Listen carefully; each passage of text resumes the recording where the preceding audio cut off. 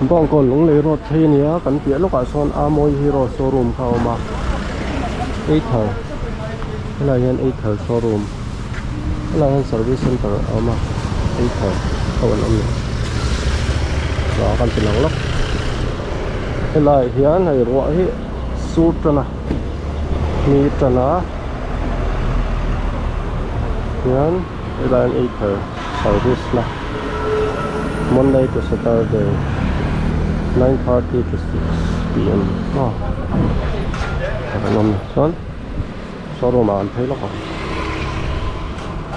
cái kan em lok ha helai hi ni ta helai hi showroom chung ta lòng phul mai à hình ra phul mai thầy tự chiu là nha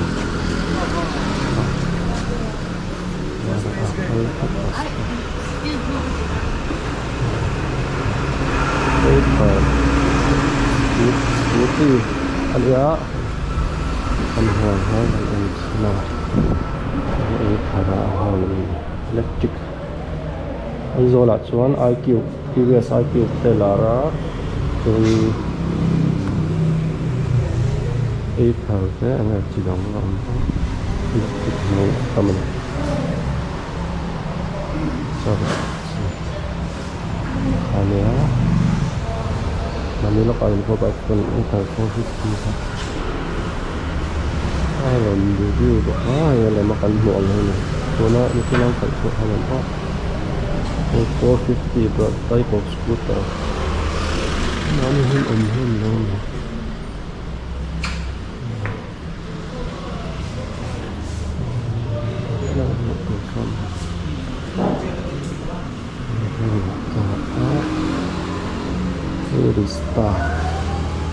Star đâu mà biến số thế mà đóng là mình thì thở hay cô thì không được ta cô đi lúc khúc này ạ tàn chặt cuối lúc thì rồi thì chúng nó xe racing là tù được cái chiếc giống như thế á và là chỗ chặt thật cô thì anh ấy tiếng 125 to 150 ai chuẩn cái gì đấy cuman Vista mà Vista color zoom để tối mình có thể chuyện đó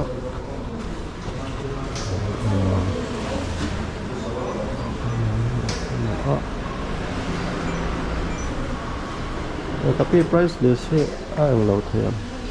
numpet ya itu thằng price list alak thế này tuna in this place how the ani mai me color a hen Opi first is low pay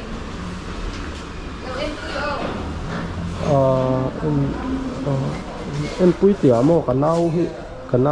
khal tura ne mo ama hi aron kan lo nak tuk la ma hen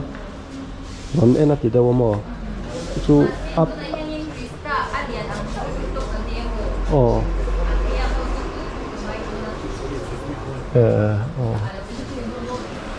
nó em rất là có được khui lên nghe on board thôi rồi mà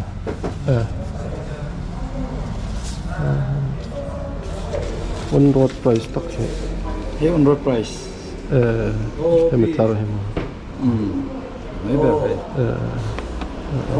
Mấy bề chúng ta vô. Chỗ này ta có hiến. Mấy bề thấu hi. There is Hey, 450 hi thì có bọn ta vô. có con en phone là cái mà con là Arista here and now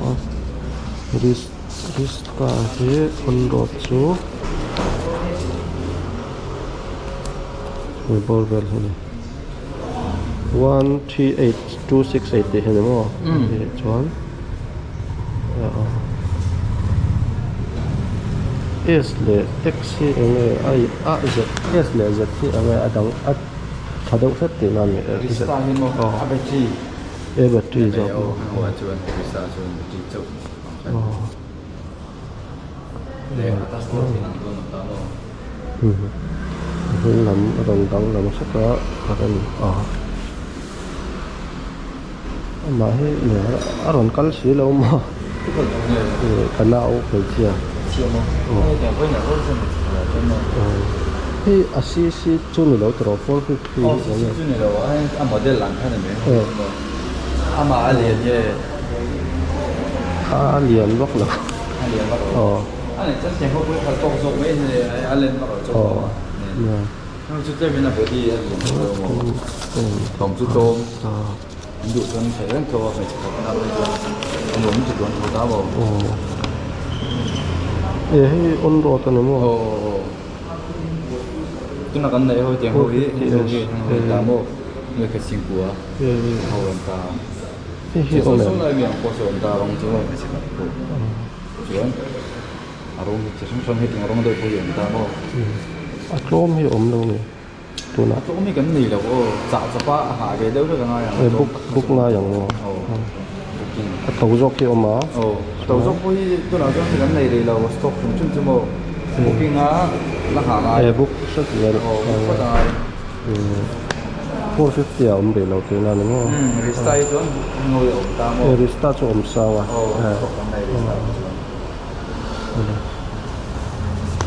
Anh là rốt mà là chuyên mà là cái gì? anh muốn về là bộ để có vào đây 1281414 Restart es Santa Mo Restart es ahian hey nơi sinh nhật mình hình dọc tao hey rồi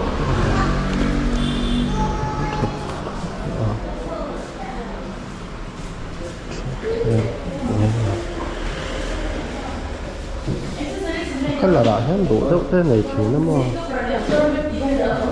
anh đó xịt bên thôi rồi trong cảng của hốt này đi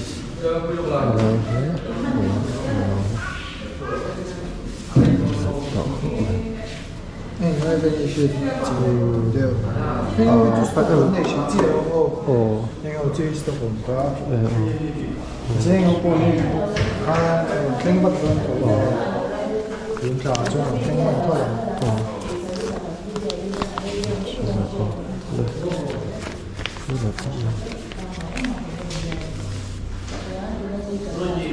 看哦，music，那咱们帮的那个没有说，chắc lắm bằng thì restart thôi chắc thấu luôn chắc vắt rồi rồi qua restart cho mọi người chắc cái này thì sẽ book ngay thôi này sẽ restart hay bán chắc cái này chuyển bây giờ restart cho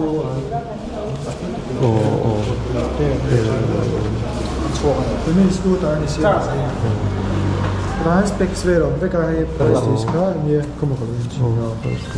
Det här precis. Hej 450. 450. Hej 450 hej stan kamo. Price etta hej 450 XT le achunga khan e. Ai no performance ver po kan ji ka. Ola. Performance. Start con shit, tôi thấy là start aspects không, mà sẽ chẳng lắm bằng cái điều trên form thì có thể là rồi start cho phải mình scooter rồi anh đang chắc phải rồi mà không có cái nghe thấy ông rồi cái tôm rồi cả hiện em tin mà cái stock ông này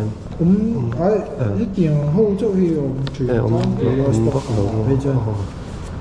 điều trên là book chụp cái chụp thôi ngay tak ang kanita stock ron ten stock pa na book kaya ron ten ko ni se tiang ba yang ngai ta mo he chu book shim ngai ang kanita tu phát chứng đâu nữa man hi adang ve re mo ma chen ting chi ha to chen yam le chen te min ron sam le chep to zo ta ये kalau enkir về lo có tăng mà Right, so you start. chuẩn thì phone phải đi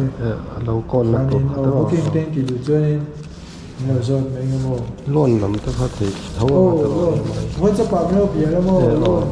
lắm thì vẫn có đánh bảo phải về ở trên này ít phone nằm bắt ổ 예.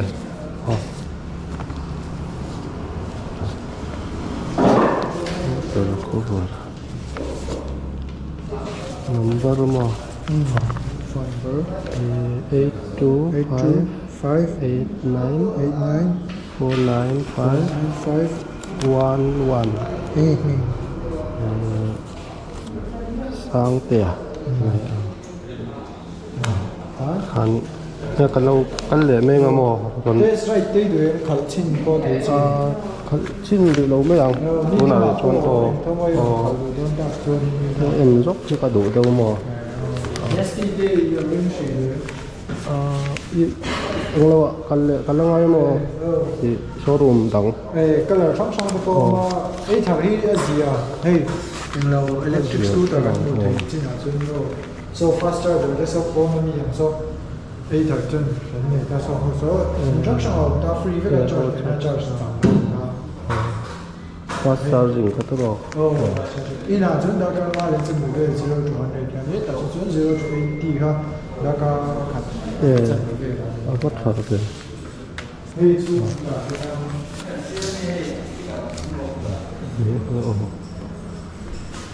chỗ anh ngồi tông hết rồi có thật rồi hết cho rồi rồi chi tiền nó có rất được extension day hàng biết thì over cho chân này đâu cái tôi không đủ hết thật nó thì có nhiều mà cho lấy thì ạ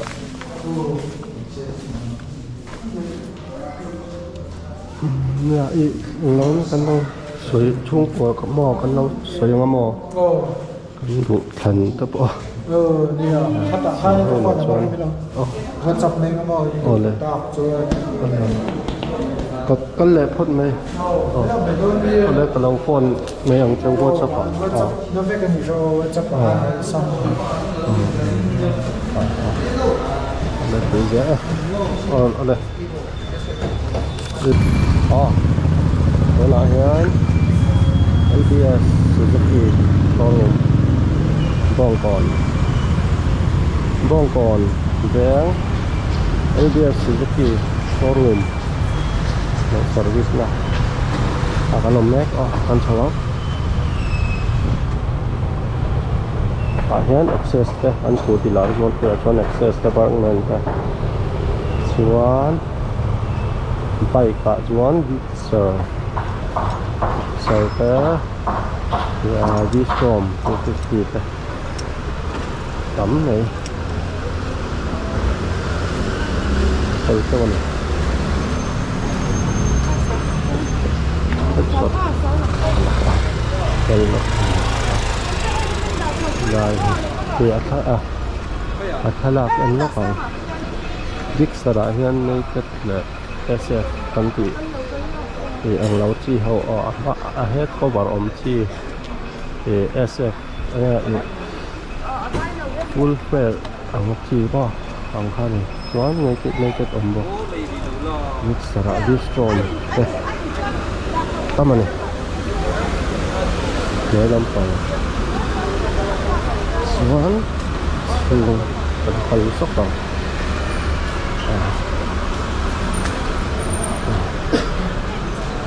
nên làm phòng lần nữa rồi thế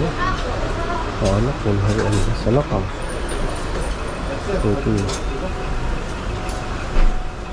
sẽ sụp rồi mà cái này terus khóc mày á dám định nó sắc mày có đó lộ mai thì đây vòng cồn phần nó không khai đó lên đọt phá tọt thì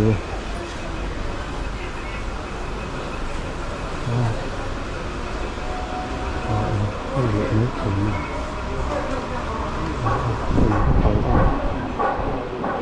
so price list ala lock him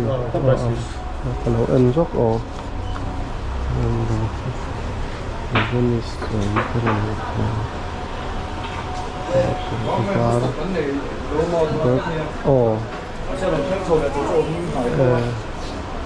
muốn nói hiến bác nên lồng hay cho bục sa nữa anh đâu cái nào scooty tour nha mo đi xe cái ron là phát nặc tu cả ron cái lần tu mo anh ấy cho bác men cho đâu thôi access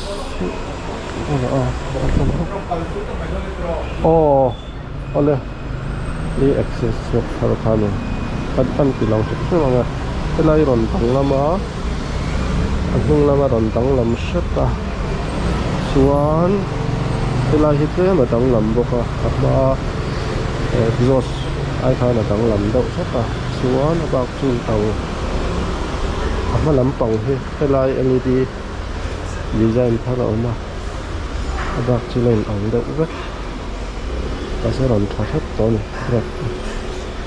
khuôn tất họ đòn dưới hết tỏa chụp thầm này tổng cùng edition nó và hiện XCC new access kan tiang chi hi tin bác man stock om le lo dia buk sa ge ya chon on road ta hian 1.2 so there la kai ni 2.45 this from here 2.5 like that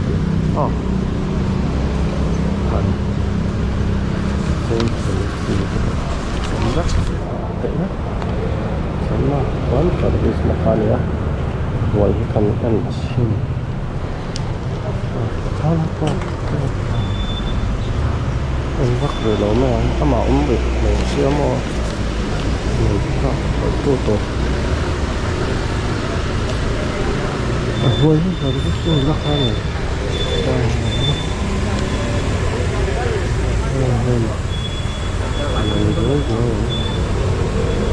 service center này Wah, còn move lại mấy ông đó Yan lái lắm anh nhá Amoy Hero phong còn lũng lầy rọt kìa phong còn lũng lầy rọt hay Amoy Hero cái đó này sao rồi xe anh này điều chỉnh anh ta building ini tak sao cấp là turun walau helai kan ko datang kan sai pak lo kai kan tu kan ho zoom đây ya helai kan lo ngan me kan la ko asen le dum tu sen le dum oma zoom tu zoom tu One zoom expect itu yang orang kan buat orang nak kan. Saya nampak macam ini dok sebab nanti kan orang nak kalau ada cerita kalau soal ini kalau ama arem le kan pa ini kalau showroom kalau ama tuan ini zoom asen kari Tuan, zoom dum kan bilang yang scooty repot ani lah scooty lah itu lah komen dah kan zoom scooty này kan sama destiny apa destiny ke Tuan datang ke tam untuk những sự xương là bằng expal sâu quay trở lại này expal toko các bạn cần phải hơn quá expal 240 dan juga expal pro ini dapat and expal 200 210 more expal 210 toko mang makanya cuan fungsi lock chuan helain thadok ala oma ei takto tok 440cc ania Maverick ani Hero Maverick bike sal i up puta Venice tao ba Venice to LBS Suzuki hole lampang chuan hei helai X-Pulse rom ta ne tu la nên ông để đầu ông nghe chuyện đó lên sao rồi price list thì anh làm phải thèm in price list thì apa ini nanti tuan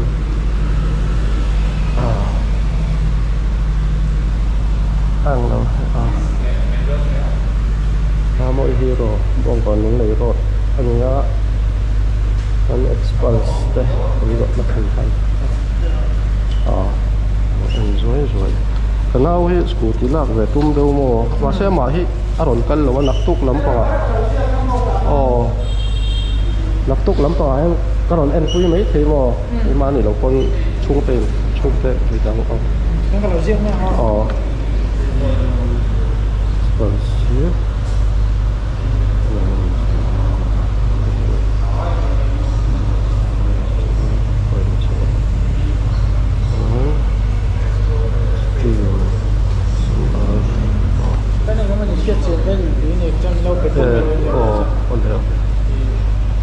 Zoom on to booking team, I don't know. Zoom booking team. 1255. About the two meter this. Join X-Pulse 210 le Extreme 250 ka booking team, I don't know. About X-Pulse Pro le Extreme 1250 ben how much stock kan nature. X-Pulse Pro hit. Pro stock. Tại hiện quay bật hình này X-Pulse Pro mo tại hiện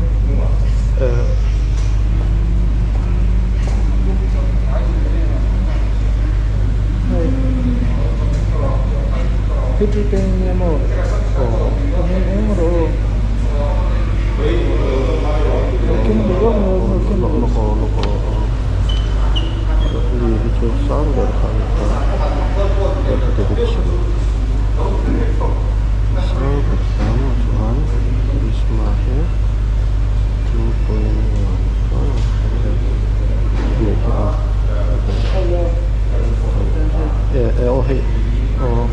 really pro thì thế này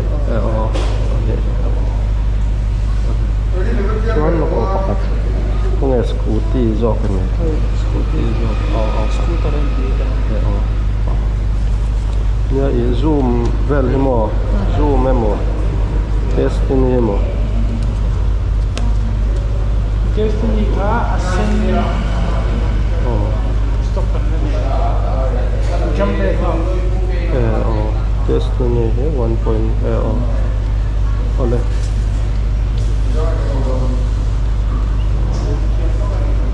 baik ki nangai baka mo masuk car để nó mà ya baik ki cuma baik ni scooty jerain do kan karena he scooty niya kay may bike kan itamo so an X-Pulse lampang tadi 204V aneka 110 base he ini tato insurance RTO akun okay oleh imo kan lo soi ho mo chung te nen ti han ti to tak he ang ber henga kan na soi chiang mấy thì lo mo to na chu chu nak tuk chu kanon tum sim sim mo ma ama he ron kal box se lo wa win tak a chu oleh Gamer Splendor vel hila vector to just so niya so ang level to niya an buksa po in chung khala ala vector local le kalau en don ya en chang chang da win chu premier Kami kami lang kayo doon ito. Ito showroom valley kami sa idang alam second floor tuang kami tuang dang alam. Iya local kan tum don ya pa le dau chuma kan patum ke chan to kan le phot TVS kan le ka bai mo lai na ka ale ole cái thở giọt lại nó còn cái thở lại hàng nào sao mà quay nặng về view xem, đặt xe mà